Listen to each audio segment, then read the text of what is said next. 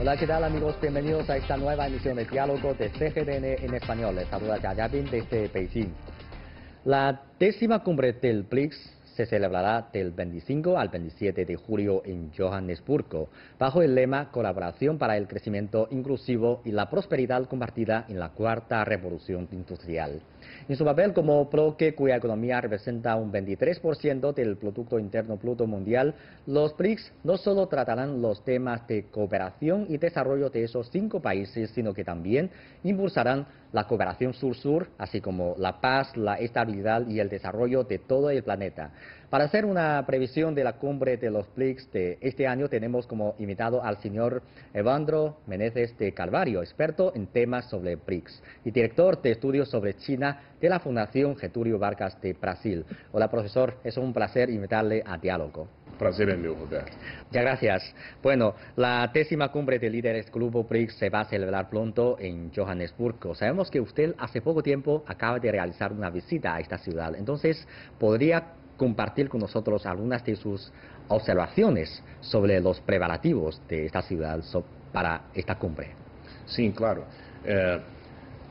Antes de ocorrer a cúpula do BRICS, tem sido já uma tradição a realização de diversos seminários e eventos que antecedem a realização da própria cúpula, e em diversos temas. Então, agora eu participei de um seminário sobre BRICS em Joanesburgo, que reuniu diversos pesquisadores de think tanks dos países BRICS, e de fato a gente percebe que há um espaço de discussão extremamente interessante, há uma densidade muito grande na discussão dos temas que são relevantes para o BRICS. Sim. E é uma expectativa extremamente positiva de que nesta cúpula se retome, né, um processo mais construtivo para os próximos 10 anos. Então isso para mim me chamou muita atenção. Há um debate muito aberto, há um comprometimento muito grande dos pesquisadores e das autoridades envolvidas de fazer com que esta cúpula ela consiga desenvolver esses novos temas que estão sendo agora estabelecidos para a próxima cúpula. Sí, bueno. Si miramos desde 2006, año en que se celebró el primer encuentro entre los cancilleres de BRICS, ha transcurrido 12 años. A su juicio, ¿por qué en estos 12 años este mecanismo de cooperación han podido convertirse en un grupo muy influyente en el mundo? É interessante quando a gente observa o processo histórico, né, de evolução do BRICS. Quer dizer, inicialmente havia um ceticismo muito grande em relação a este grupo. Como países tão diferentes, tão distantes, poderiam criar uma agenda comum e desenvolver essa agenda ao longo do tempo.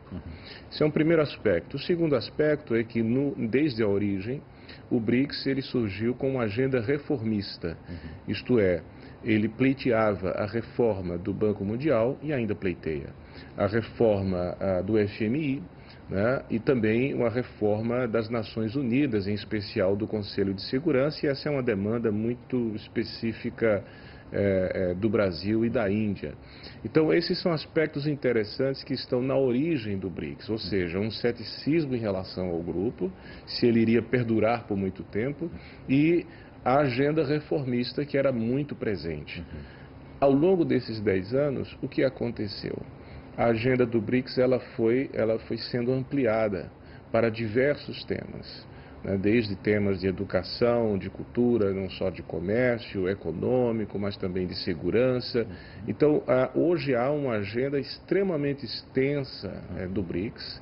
Portanto, uma dinâmica extremamente intensa nas diplomacias dos países BRICS, né? E esse grupo de países criou o novo Banco de Desenvolvimento, quer dizer, o BRICS, como plataforma política, deu origem a uma organização internacional que é o novo Banco de Desenvolvimento. Criaram, portanto, um banco. Então, aquele ceticismo inicial, ele é algo do passado. O BRICS ele está bem estabelecido, apesar das dificuldades que estão sendo encontradas atualmente. Sim. O BRICS hoje é uma plataforma política bastante estabelecida e muito dinâmica. La 10ª cumbre de líderes del Grupo BRICS tendrá lugar del 25 al 27 de julio en Johannesburgo bajo el lema BRICS en África, colaboración para el crecimiento inclusivo y la prosperidad compartida en la cuarta revolución industrial. Sudáfrica, que este año es el anfitrión, está dando los últimos pasos ante la celebración de esta cumbre. Como parte de esos preparativos, recientemente se llevó a cabo en este país una reunión formal de ministros de Relaciones Exteriores de países BRICS. En el discurso pronunciado en esta reunión, el canciller chino Wang Yi dijo que durante los 12 años desde su establecimiento, el mecanismo de cooperación BRICS se ha perfeccionado cada vez más. La base se ha ido consolidando continuamente y los campos de cooperación se han ampliado de forma gradual. También señaló que el mundo de hoy enfrenta cambios sin precedentes en todo un siglo. En este contexto, los países BRICS deben demostrar una visión estratégica más amplia, una fuerza colectiva más fuerte y un sentido de responsabilidad más firme. Los países BRICS deben ser la gran fuerza motriz y el motor que impulse un crecimiento económico mundial duradero. Asimismo, deben unir sus esfuerzos para construir una economía mundial abierta, oponerse al proteccionismo comercial y al unilateralismo y salvaguardar los intereses comunes y el espacio de desarrollo. 金砖国家要做维护世界和平稳定的中坚力量和有力的依托。我们5国都是具有全球影响的大国，要在坚持多边主义、推进全球治理、支持政治解决国际和地区热点问题、加强战略协作发出共同声音。我们尤其要坚定捍卫联合国宪章宗旨和原则，维护国际公平正义，共同建设 El canciller chino también subrayó que los países BRICS deben ser el vínculo desde el que integrar las diversas civilizaciones de todos los continentes y favorecer el progreso común, tomando al ser humano como eje para promover vigorosamente los intercambios culturales y personales con el fin de acercar a los pueblos de los 5 países. Para esto, los países BRICS deben servir como una plataforma esencial para desarrollar la cooperación sur-sur entre países de mercados emergentes y países en desarrollo. Profesor, sabemos que la cumbre de este año se va a celebrar en un entorno en que Estados Unidos provocó una guerra comercial, una disputa comercial a gran magnitud a nivel mundial. Entonces, ¿cree usted que este año en la cumbre los temas como la lucha contra el unilateralismo y el proteccionismo comercial y defender el comercio libre del mundo y el mecanismo multilateralismo será un tema muy discutido en la reunión? ¿Y cree usted que entre estos 5 países va a tener un consenso em quanto a estes temas? Sem dúvida, este é o grande tema do momento, porque não é admissível, né, que agora passamos a ter um ambiente de maior protecionismo e unilateralismo, depois de tanto esforço que foi feito na segunda metade do século XX, em criar um ambiente internacional de maior interação, de maior conectividade. Então, as ações protecionistas e unilaterais, sobretudo envidadas com o governo atual dos Estados Unidos, eles vão na contramão de uma tendência que foi, inclusive, construída com muito esforço no século passado. Né? Então, a cúpula do BRICS, ela vai se dar sob o signo dessa guerra comercial, dessa guerra tarifária. A expressão é um pouco forte, é verdade, mas ela, ao mesmo tempo, ela chama a atenção para o fato de que essa guerra comercial, ela pode ter implicações extremamente negativas na economia mundial. Claro. Inclusive na própria economia dos Estados Unidos. Então é importante que se aproveite essa cúpula do BRICS para discutir, né, não só uma posição político-diplomática em relação a essas medidas unilaterais e protecionistas adotadas pelos Estados Unidos e que não atingem apenas os países BRICS, mas vários outros países também, né?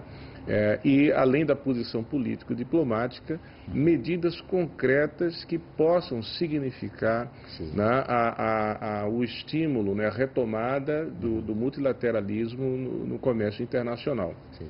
A esse respeito, é muito importante sublinhar, fazendo um parênteses aqui, o livro branco, né, o White Paper, publicado pelo governo chinês sobre o tema China e Organização Mundial do Comércio, onde o governo chinês afirma o seu compromisso com a Organização Mundial do Comércio, né, como o núcleo desse sistema multilateral de comércio internacional. Sendo a segunda economia do mundo, como a China é, essa é, portanto, uma notícia extremamente positiva para o mundo e para a OMC, Claro. que a China mantém esse compromisso. E acredito que esse seja também o compromisso dos demais países do BRICS. Então, não tenho a menor dúvida que nesta cúpula esse tema, ele de fato entrará em pauta com muito vigor.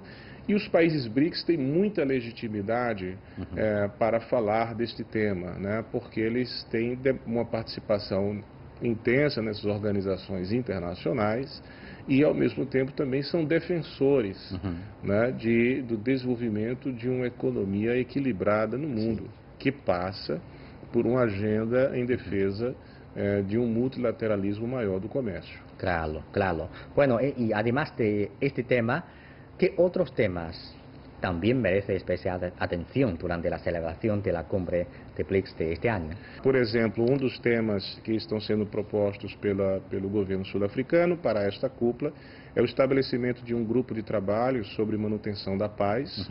Então, perceba, né, o BRICS, que havia inicialmente sido criado com uma agenda reformista econômica, ele agora também passa, não só agora, mas já há uma tendência também de se preocupar com temas de segurança internacional. Né?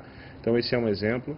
Uma outra proposta interessante é a criação de um centro de pesquisa em vacinas. E a esse respeito, por exemplo, eu menciono a situação atual no Brasil, onde algumas doenças que haviam sido erradicadas, elas retornam, né, por uma série de razões. Então, esse é um ponto importante. E também as consequências do aquecimento global, que faz surgir doenças que já haviam sido praticamente desaparecidas, né? Então, pode ser um tema extremamente útil. Há um outro tema que está sendo proposto e que eu acho formidável, é a criação de um fórum de gênero e mulheres do BRICS. Então, esse é um tema, hoje em dia, me parece incontornável, né? O empoderamento socioeconômico das mulheres, a importância desse empoderamento para o desenvolvimento econômico dos países BRICS, da sociedade. Né? Então, esse é um tópico que me parece bastante promissor. Né? Um outro aspecto é a preocupação de avançar uma discussão e, ao mesmo tempo, também iniciativas práticas para colaborar no desenvolvimento, na discussão sobre a quarta revolução industrial. Né? Então, essa é uma preocupação, sobretudo, vamos dizer assim, do Brasil, da África do Sul. Né? Acho que a China está fazendo muito bem o seu dever de casa, né? No desenvolvimento da sua tecnologia e o estabelecimento de uma trilha de cooperação de BRICS para o turismo. E esse é um tema também que me parece importante, porque ele estimula, inclusive, a conectividad entre las personas, a interacción entre las populaciones. Recordamos que el año pasado en la cumbre de BRICS de Xiamen, el presidente chino Xi Jinping mencionó que el potencial de cooperación de estos 5 países todavía no está liberadas completamente, todavía existe una amplia potencia de fortalecer la cooperación. Un ejemplo es que en 2016 el volumen de inversión de los 5 países de BRICS fue de 197 mil millones de dólares, pero entre ellos solamente 5,7% de estas inversiones se ha realizado entre estos 5 países. Pues es un ejemplo de que todavía existe una potencia de ampliación. Pero para usted, ¿cuáles fueron las razones o los factores que han limitado esta cooperación entre estos 5 países? ¿Cómo podemos fortalecer aún más estas cooperações? Olha, se me permite, a relação da China, por exemplo, com o Brasil, China, África do Sul, né, mas os países mais distantes, ela já demonstra que distância e diferença cultural não é obstáculo para os investimentos. Tanto que a China hoje é o maior investidor no Brasil, né? E inclusive o maior parceiro comercial do Brasil desde 2009.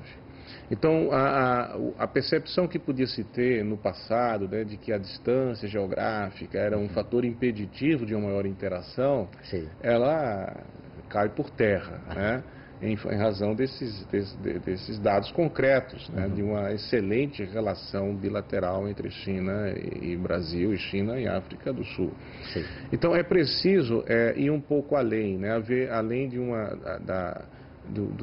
das questões de um comprometimento político com o projeto, né, é preciso que, de fato, eles estabeleçam medidas concretas de estímulo dos investimentos, né, de estímulo dos investimentos entre eles. Então não adianta apenas uma boa relação entre Brasil e China. O que você está me dizendo é que, de fato, os investimentos dentro do BRICS eles são baixos. Quer dizer, há pouco investimento do Brasil na Rússia, na Índia, ou no investimento russo no Brasil, ou na África do Sul. Então é preciso criar uma dinâmica ainda mais positiva, né, dentro dos países BRICS. E isso, na verdade, mais uma vez, eu acho que é um fator que deve ser não de desânimo, mas de ânimo, porque ainda não avançamos, não chegamos, por assim dizer, no limite das possibilidades, porque ainda estamos ainda no início. Né? E ainda mais nesse contexto agora de dificuldade econômica, sob o signo da guerra comercial empreendida pelo governo americano, é mais uma vez urgente que os países BRICS eles discutam esses meios, né, de estímulo do desenvolvimento entre eles.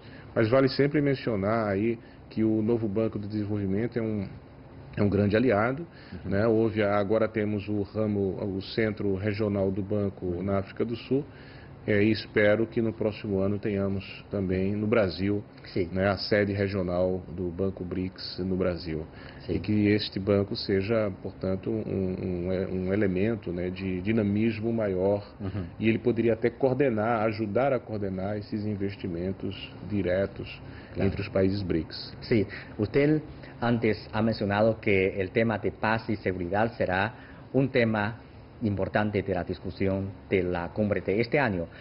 Yo también he escuchado a unos comentaristas que han mencionado que es posible que en la cumbre de este año se va a poder lograr grandes avances en el sector de la cooperación de seguridad. Pero quería saber cómo es la situación de cooperación en seguridad entre estos 5 países y cuáles son los terrenos que se enfoca la cooperación de seguridad de BRICS.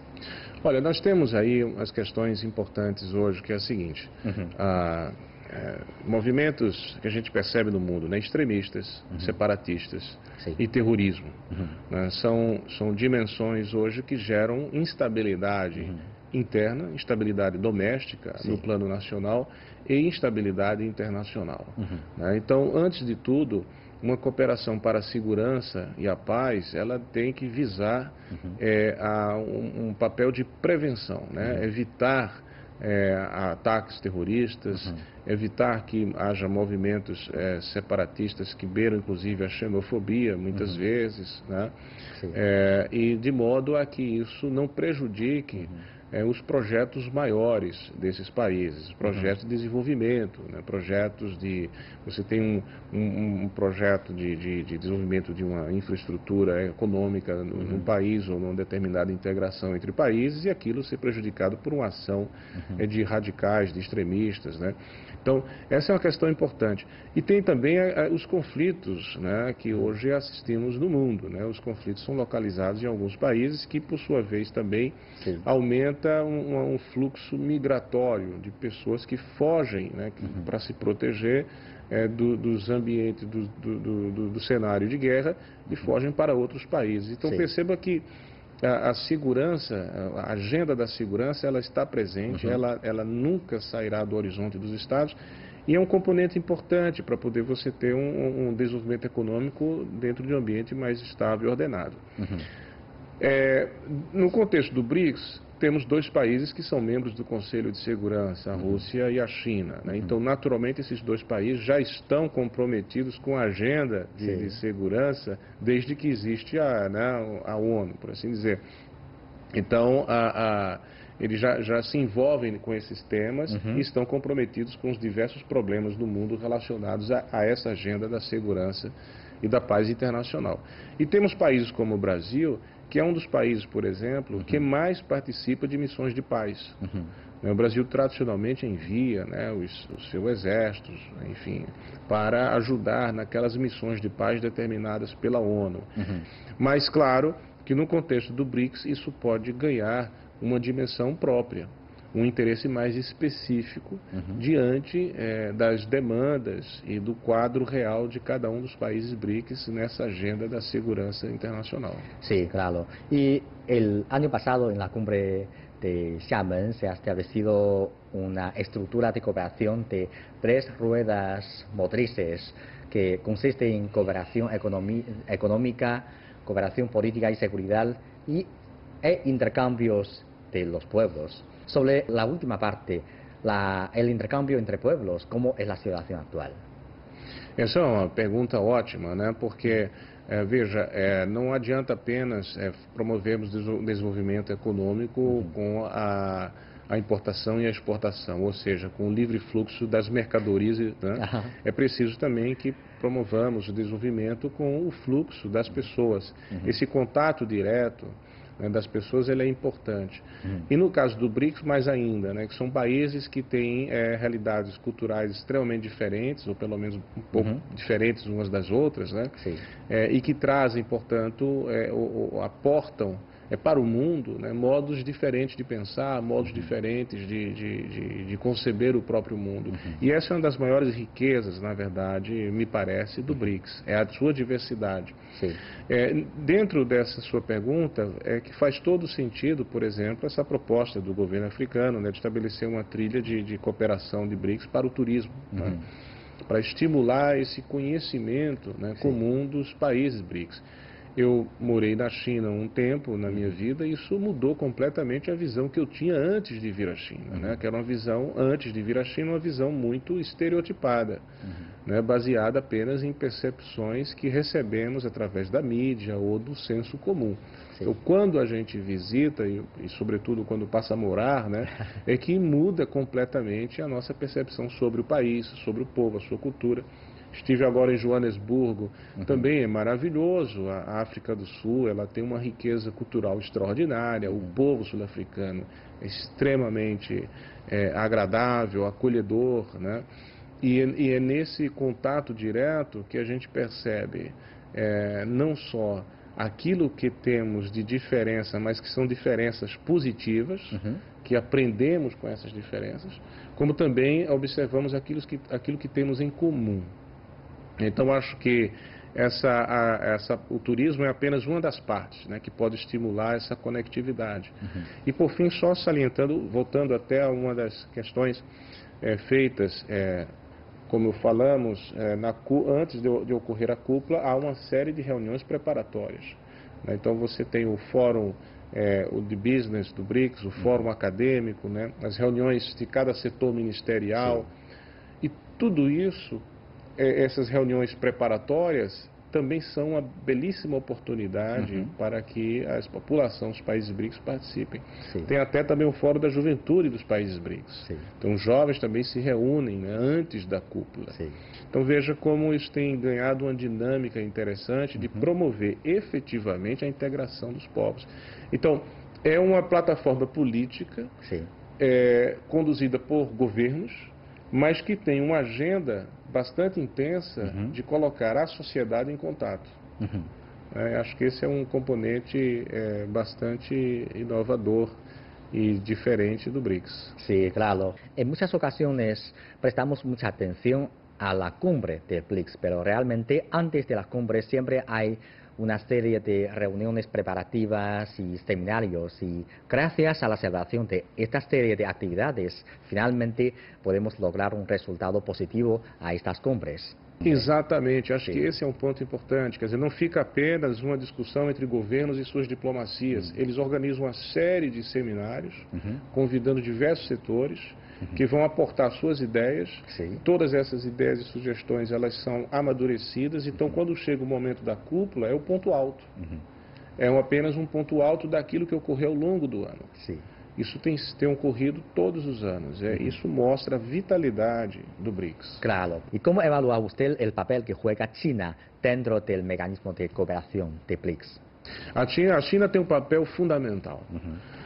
Né? E tem assumido esse papel fundamental. É preciso dizer isso e assumir isso claramente, né? Não só pelo peso da sua economia, né? E a China tem por conta da sua economia, sua presença econômica, ela naturalmente ela assume um papel aí importante. Eu não diria de centralidade, porque até o próprio governo chinês é muito cauteloso com isso, né?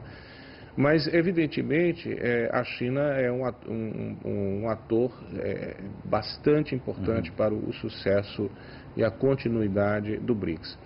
Eu entendo que a política externa chinesa, ela hoje tem sido, talvez, a política externa mais ativa e criativa dos demais países, não só BRICS, mas, quiçá, do mundo.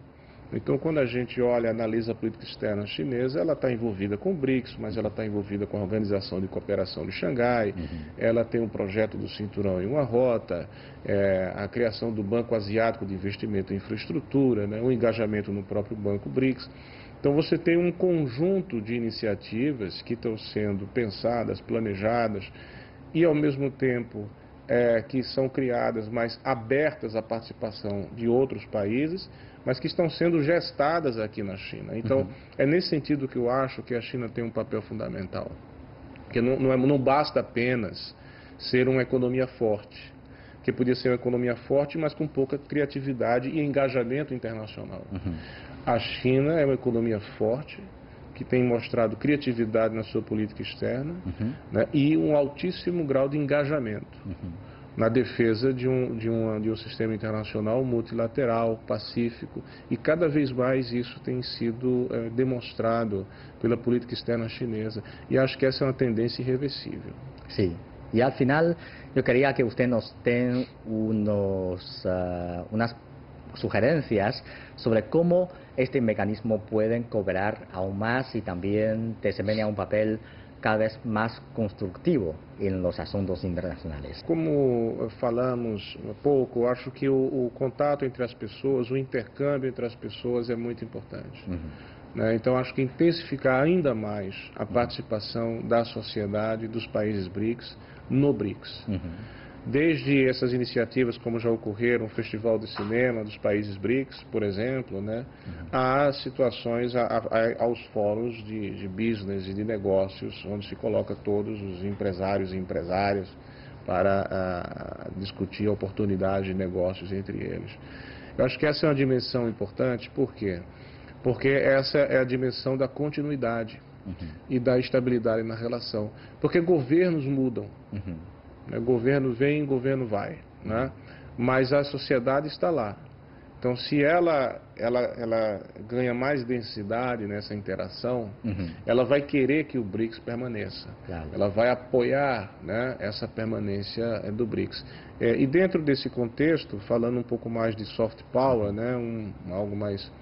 É preciso que a gente crie um esforço maior de divulgação dos filmes, da música, né, contemporânea, da arte contemporânea dos países BRICS, até para poder quebrar os estereótipos que são barreiras a essa aproximação. Né? Então, os estereótipos que são barreiras à aproximação, elas precisam ser sistematicamente quebradas. E, por fim, acho que um outro aspecto importante, como o BRICS tem uma presença praticamente no mundo, né, então você tem o Brasil ali dentro da esfera das Américas, a África do Sul, no continente africano. Então, acho que esses países, eles poderiam contribuir para que as ideias e as iniciativas do BRICS se espalhem ou possam ser intercambiadas dentro do seu contexto geográfico. Né, ter uma ação um pouco mais proativa nesse sentido, né, de divulgar o BRICS, os países BRICS, eles serem uma espécie de portal, né, para que os outros países do continente onde eles estão inseridos possam ter uma aproximação maior na relação com os países BRICS como um todo. Claro. Bueno, profesor, muchas gracias. Gracias por su comentario. Eu que agradeço, Roberto. Muito obrigado pela oportunidade. Gracias. Bien, amigos, así concluimos esta emisión de Diálogo. Gracias por sintonizarnos y les invitamos a continuar disfrutando de los programas de CGTN en español. Hasta la próxima emisión.